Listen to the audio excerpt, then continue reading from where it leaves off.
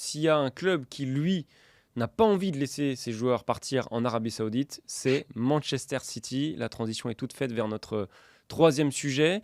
Il y a deux noms qui ont pas mal occupé l'espace du côté de City ces derniers jours, ces dernières semaines. C'est ceux de Kyle Walker d'une part et Bernardo Silva d'une autre part.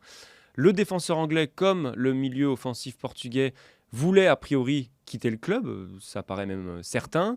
Ils Oui. étaient, en tout cas pour Walker, engagés dans des discussions très avancées avec le Bayern Munich et pour Bernardo Silva sur les tablettes de plusieurs top clubs européens, dont le PSG, dont le Barça. Mais si on en croit plusieurs sources en Angleterre, mais aussi Fabrizio Romano, qui est très souvent bien renseigné, eh bien l'un comme l'autre sont tout proches de prolonger, non seulement de rester, mais en plus de prolonger leur contrat du côté de l'Etihad Stadium. Notre question sur ce sujet-là, Guillaume, c'est est-ce que Pep Guardiola, parce qu'il s'agit bien ici de Guardiola encore plus que de Manchester City, a raison de s'accrocher autant à des joueurs qui voulaient partir?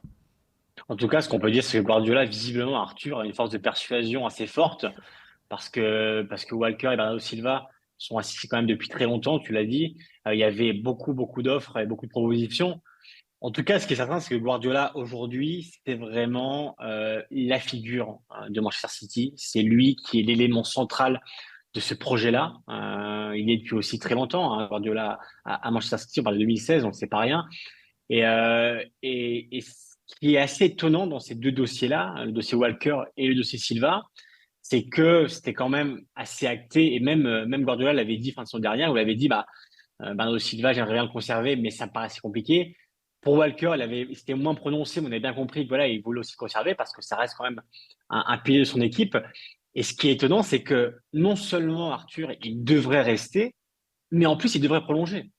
C'est-à-dire que Guardiola, en plus de les convaincre de poursuivre à City, où ils ont tout gagné, on le rappelle, la saison dernière, ils ont gagné la Ligue des Champions, la Coupe d'Angleterre et le championnat, ils ont fait le triplé historique depuis United en 99, donc c'est quelque chose quand même qui est historique en Angleterre. Et tu pourrais dire, bon, le chapitre est fini, on va changer un peu tout et on va se séparer un peu entre guillemets des sénateurs qui probablement, voilà, on s'était envie de changer d'air, ils ont tout gagné. Et finalement, une fois qu'ils étaient en vacances, une fois que Guardiola te parle un peu, te donne des arguments pour rester, et ben, les deux joueurs en passent de rester non seulement et de prolonger. Donc en fait, Guardiola, c'est vraiment aujourd'hui voilà, c'est la tête de gondole du projet de City. On le savait, mais c'est vrai que pour moi, ces deux dossiers-là renforcent vraiment la position qu'il a à Manchester City parce que c'est lui qui va négocier avec ses joueurs, c'est lui qui est capable de les raisonner, de leur présenter un projet nouveau, de les remotiver, parce que des joueurs, alors voilà, évidemment, ça gagne beaucoup d'argent, mais il n'y a pas que ça, il faut aussi le projet sportif,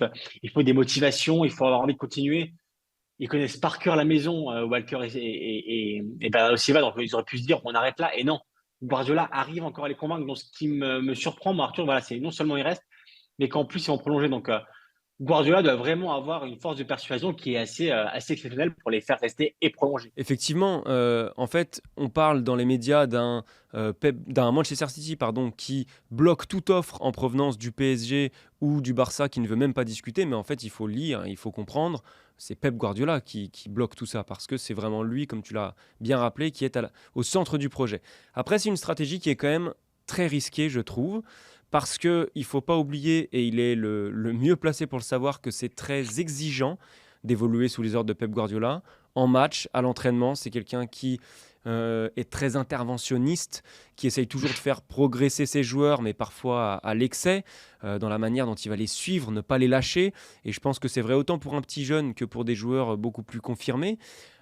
Et tu as commencé à l'évoquer, il y a ce triplé. Attention à la réaction psychologique des joueurs qui ont vécu ce triplé et qui plus est, comme Bernardo et Walker, sont là depuis 6 ans. Ils ont prolongé l'un comme l'autre pour la dernière fois en 2019. Ça commence à faire des expériences sacrément longues.